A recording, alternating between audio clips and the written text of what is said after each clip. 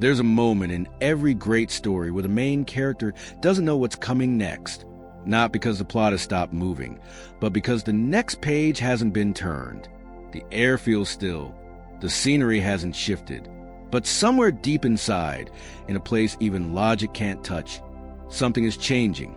That's the moment most people mislabel as being stuck. But in truth, that's the space between chapters. And if you're here right now watching this video, it might be because you're standing in that invisible gap between the life you know and the reality you can feel, but can't yet touch. The quantum field doesn't operate like a clock or a to-do list. It moves more like a symphony, not linear, but layered, not mechanical, but deeply intelligent. And right now, whether you realize it or not, that field is holding every version of you that could ever exist. The one who found a relationship, the one who built a business, the one who healed, the one who let go. They're all already there, not in some distant future, but in a frequency that's already vibrating now. And that brings us to a truth you were never taught in school. Manifestation isn't about creating something that doesn't exist. It's about aligning with something that already does. That shift in understanding is the axis on which your entire reality can turn. You've probably been told to focus on what you want, to set goals, visualize, affirm. And while those tools have their place, the truth is they often keep you in a state of separation. Because when you're chasing a future, you're inherently stating it's not here yet. And the quantum field doesn't hear your words. It responds to your state of being. Not what you say, not even what you do, but who you're being vibrationally, moment by moment. Let's pause here. If you're already resonating with this, it's not because I'm telling you something new. It's because I'm reminding you of what your nervous system already knows. You've had moments, haven't you, where you felt the truth of this? Moments when reality seemed to soften, when something aligned so perfectly it made you question if you were creating or remembering. That's because in those moments you weren't trying. You weren't efforting. You were simply in tune emotionally, mentally, and energetically with a timeline already alive in the field. And yet most of us are trained to interrupt that harmony. We say we want ease, but we live in the vibration of resistance. We crave alignment, but we operate from doubt. And the most dangerous belief we carry is this: it's not happening yet, so maybe it's not meant for me. That belief doesn't just delay manifestation. It collapses the frequency entirely. Because here's how the quantum works. What you feel is true now becomes a blueprint for what you experience next. Not because the universe is testing you, but because your reality is built by resonance, not requests. Imagine this. You're tuning a radio. You want to hear your favorite song, but instead of turning the dial, you scream at the static, "Play the song." It doesn't work. Not because the song isn't playing somewhere, but because you're not tuned in. Now, apply that to your desires. The life you want is already playing. It's not your job to beg for it.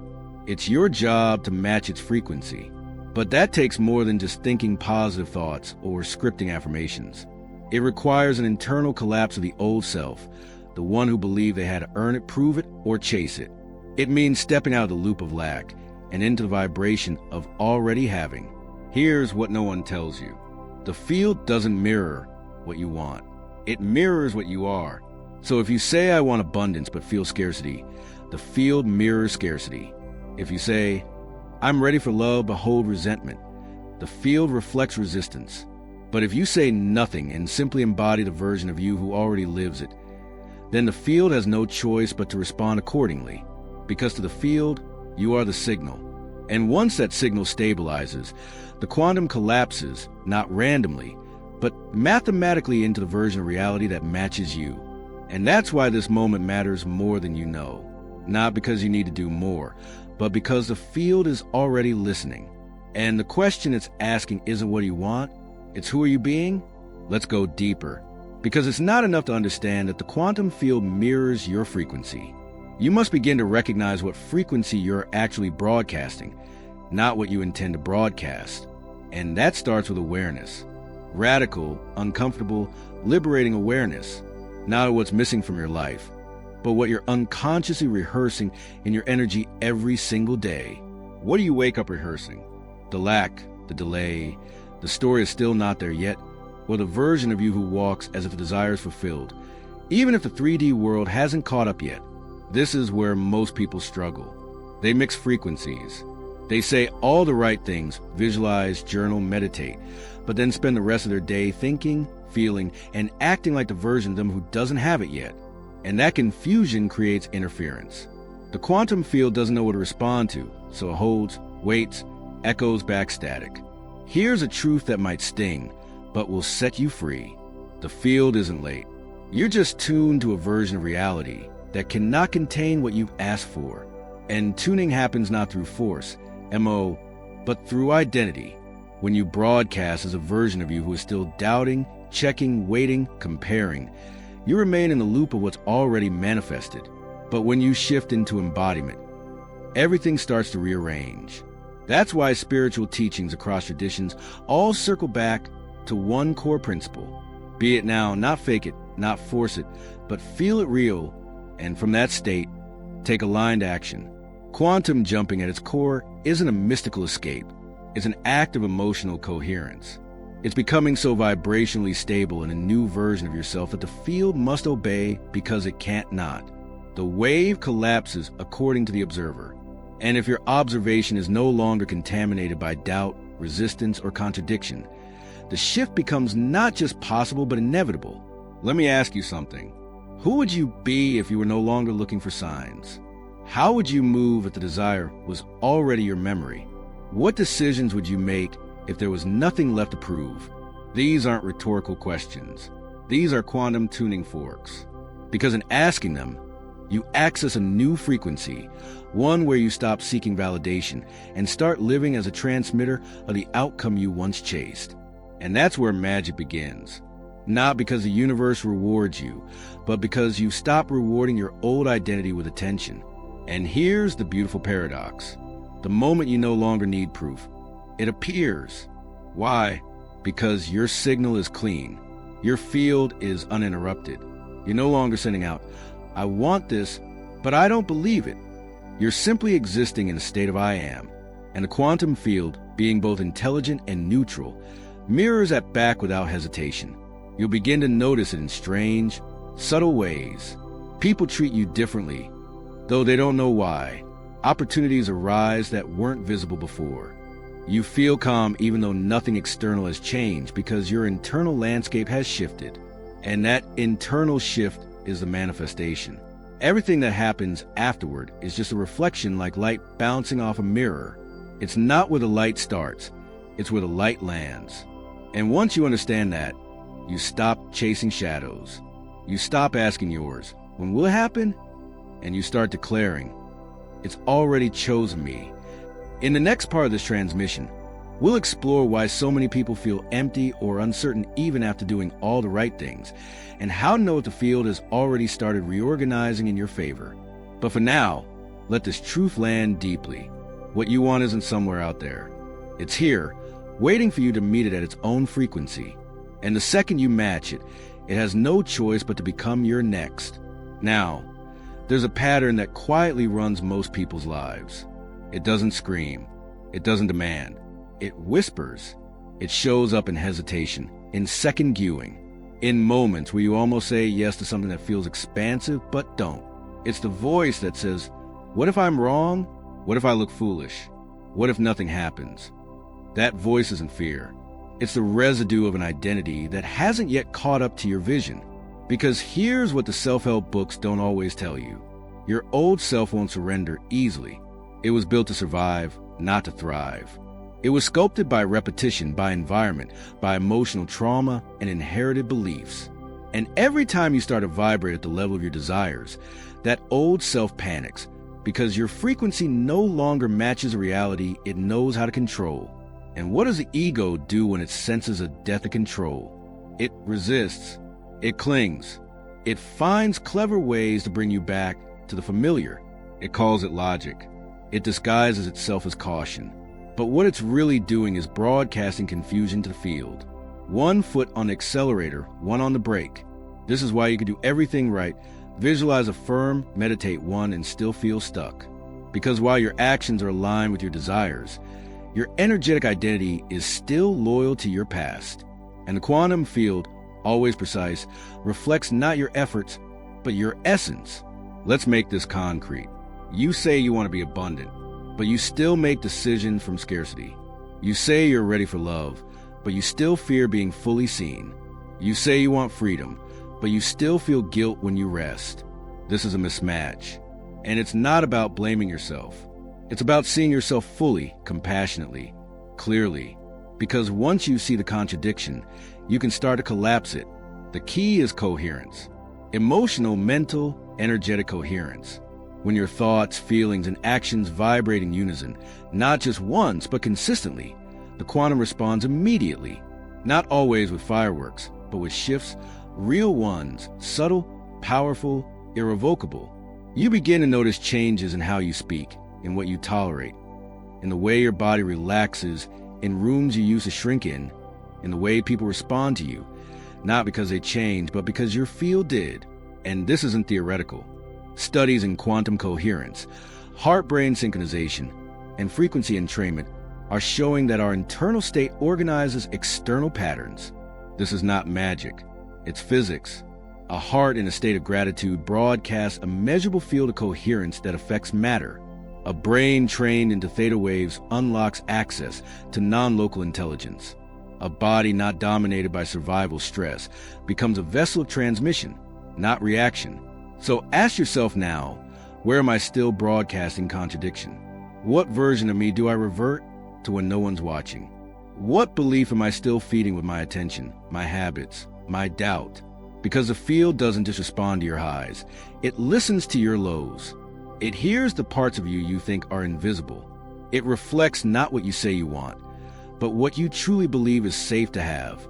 And for many people, this is the hardest truth.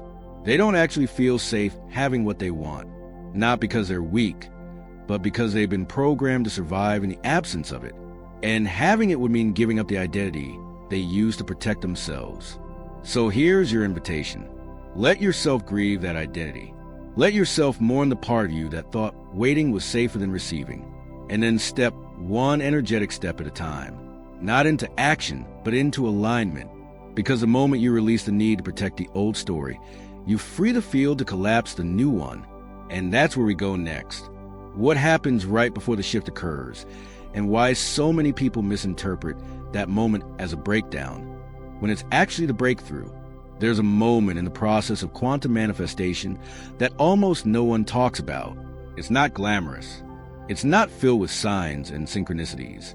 In fact, it often feels the opposite, like everything is going backward, like nothing is working, like you're further from your desires than ever. And this is where most people quit. They call it failure. They call it misalignment. But it's not either. It's the collapse point. The exact moment where the old timeline is breaking down and the new one hasn't fully stabilized. You're not being punished. You're not doing it wrong. You're in the in-between, the quantum void. And in that void, it's common to feel untethered. You might experience confusion, exhaustion, even grief. Not because something bad is happening, but because your nervous system is letting go of a reality it once believed was necessary for survival. You're detaching from the gravitational pull of your old self. And like a spaceship exiting Earth's orbit, you need extra fuel to break free. Here's the paradox. The more aligned you become, the more your old identity fights for relevance. Why? Because the ego can't exist in uncertainty. And the quantum field, the space of all potential, is pure uncertainty. It's unformed, undefined, unlimited. To the part of you that needs control, that feels terrifying. But to the part of you that remembers, it's home. So, how do you navigate this space? First, by understanding that this breakdown is not chaos. It's reorganization. Your energetic blueprint is being rewritten. Synapses are rooting. Emotional set points are recalibrating. Your frequency is ascending. And with it, the patterns, people, and places that no longer resonate begin to fall away. Not because they're wrong, but because they're complete. This is when reality starts to test your coherence. Not with obstacles, but with echoes. Old triggers resurface. Familiar distractions reappear. And here's the catch. They feel familiar, safe, even comforting. But they're not invitations. They're invitations to choose again, to choose presence over pattern, stillness over reaction, faith over force. And this choice isn't made once. It's made again and again in silence, in discomfort, in solitude. You're not being asked to be perfect. You're being asked to be faithful to your new identity even before the evidence arrives. Because the field doesn't shift when the desire is strong. It shifts when the identity is unwavering. And this brings us to one of the most powerful truths in manifestation. You don't receive your desire when you want it badly enough. You receive it when you no longer need it to define you. When you no longer use it as proof that you're enough. When you no longer seek it to validate your worth. When you simply become the version of you who would naturally live that reality. From that place, the quantum field isn't delivering something new. It's just reflecting what you've already claimed vibrationally. So, what does this look like practically? It means sitting in the discomfort without making it mean failure. It means holding your frequency when the external doesn't match yet. It means trusting the collapse because only when the old dissolves can the new emerge, and that's when the subtle shifts begin. You speak differently. You breathe deeper. You notice signs you once overlooked. You take aligned action without overthinking. You stop forcing and things begin flowing. Not because the universe changed, but because you did. And here's a powerful practice for this stage. When the doubt comes, don't fight it. Witness it, bless it, and say out loud, "This is the part of me that's dying so the real me can rise." Because when you name the echo, it loses its power. You're not collapsing. You're shedding. You're not lost. You're in transit. And this is the threshold of the quantum jump where you no longer identify with the person who needed to track the thing, but with the version who already lives it. Once that shift clicks into place, the field moves, reality bends, time rearranges. Comment below, "I am," not just as a phrase, but as a frequency. That's your vibrational declaration that even inside the void, you are no longer waiting. You are becoming, and the field is listening. By now, you've probably noticed something strange happens once you cross the threshold of the collapse. A strange calmness starts to emerge, not because your external world is caught up, but because your inner world no longer demands it to. This is coherence. This is stabilization. It's when your frequency stops seeking confirmation and starts radiating conviction. And when that happens, truly happens, the field begins to solidify a new version of reality around you. Not as a reward, but as a mirror. But even here in this sacred newness, many people falter, not because they lack desire, but because they haven't yet learned how to sustain the frequency they've touched. And that's the difference between momentary shift and lasting transformation. Sustaining a new frequency is not about perfection. It's about returning again and again. It's about developing what we might call energetic endurance. Think of it like tuning an instrument. If you tune your violin once, it may sound beautiful for a while, but with time, with pressure, with use, it drifts. The strings loosen, the tone wavers, and unless you retune, the sound loses its clarity. Your frequency is the same. You may reach a moment of peak alignment through meditation, gratitude, visioning, and feel on top of the world, but life continues. People test you, emotions rise, doubts whisper, and without conscious retuning, you drift back into familiar vibration. So, how do we stay in tune? It starts with frequency hygiene. Just like you brush your teeth daily, you must care for your energy daily. This isn't about obsessing over vibration, but about staying in relationship with it. What are you consuming? What are you rehearsing internally? What are you tolerating that contradicts your chosen timeline? Your thoughts aren't neutral. They are instructions. Your focus isn't random. It is a signal to the field. Your self-talk isn't private. It's a broadcast. If your inner world doesn't reflect the reality you desire, you're not manifesting. You're memorizing the past. Here's where it gets truly quantum. The field doesn't just respond to energy. It responds to consistency of energy to the vibrational signature that gets reinforced, layered, repeated. This is how timelines are stabilized, not by wishing harder, but by vibrating longer. Think about it. A weak radio signal comes and goes, but a strong, consistent frequency pierces through static. It penetrates the noise. It locks onto a station and doesn't let go. Your desires aren't looking for intensity. They're looking for coherence. Can you hold the signal? Can you keep the tone clear even when reality hasn't caught up? This is where many people give up, not because they failed, but because they stopped broadcasting. They looked around and saw no confirmation and assumed nothing was happening.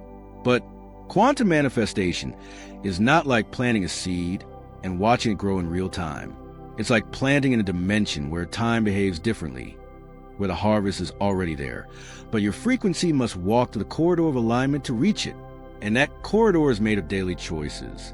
You choose your station with every reaction, with every emotional response, with every word you speak, with every boundary you uphold, with every moment you decide to remember who you are instead of who you used to be. And let's be clear, remembering your new self is not denial of the present. It's creation of the next present. That's how reality shifts. Not by fixing the old scene, but by outgrowing it vibrationally. When you stay in frequency long enough, the old chapter simply stops being compatible. It fades, not with drama, but with disinterest. It simply no longer feels true. You wake up one day and realize the thing you used to beg for. You now expect a version of you who used to chase. You now embody. The energy you used to reach for, you now radiate. And when that happens, the quantum field doesn't just respond, it realigns. The opportunities, people, timing, circumstances, they don't arrive by luck. They were always there. You simply tuned into the version of reality where they could exist. So if you're in that in-between space now where the old world feels faded but the new one hasn't fully arrived, know this. You're not stuck. You're stabilizing. And the more you return to your chosen frequency, the faster the field locks in your new trajectory. It's not magic. It's physics. Consciousness collapses possibility, and coherence locks it in. In the next and final part of this journey, we'll explore what it truly means to live from the quantum, where you no longer need to manifest anything, because you have become the version of you who already has it. There comes a moment in every spiritual evolution when you stop chasing the outcome and start embodying the energy. You realize that what you once called manifestation was in truth a bridge to remembrance. You weren't attracting the thing. You were awakening to the version of you who already lived inside it. And this changes everything because suddenly your life stops being a problem to solve and becomes a frequency to express. This is the state of being that mystics, sages, and quantum scientists alike have been pointing to. In the words of Dr. Joe Dispenza, when you change your energy, you change your life. And when you live from that energy consistently, not conditionally, not occasionally, but as your new identity, you collapse the boundary between desire and reality. What you want isn't summoned, it's matched. What you long for isn't requested, it's remembered. And this is the final leap in quantum manifestation. You stop trying to manifest because you become the living evidence of the field's response. Think about this. A magnet doesn't try to attract, it just is. A tuning fork doesn't beg to resonate, it just does. The sun doesn't explain its warmth, it simply radiates.